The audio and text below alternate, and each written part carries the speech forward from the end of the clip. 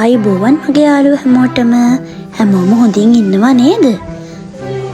මේ ඔයගොල්ලෝ දකින්නේ අපේ බබා මාස 10 දී තමයි ඩේ කෙයා ගියේ. මේ ෆස්ට් ඩේ එකේ ටීචර්ස්ලා ඒගොල්ලන්ව පිළි අරගත්ත විදිය තමයි මේ වීඩියෝ එකේ මම අරගෙන ආවේ.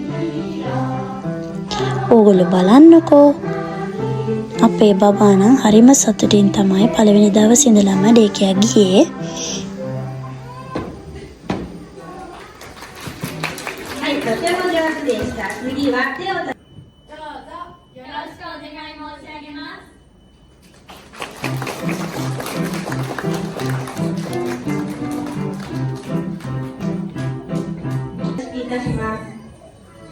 はじめに施設長の伊藤先生よりご挨拶をいたします。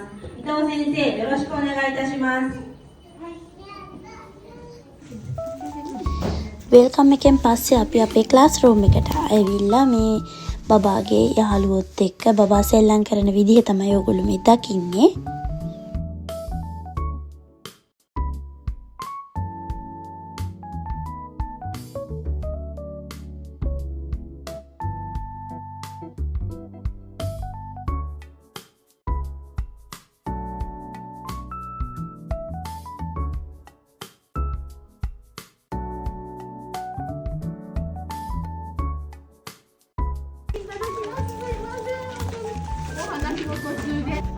できればボタンのないもので、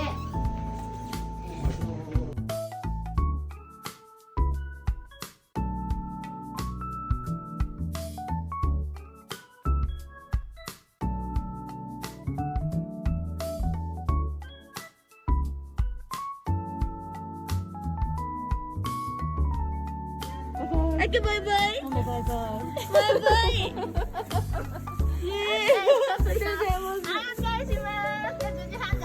はい、アッキー。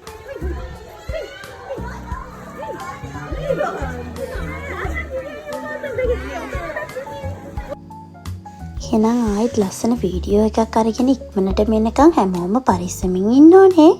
ආදරෙයි.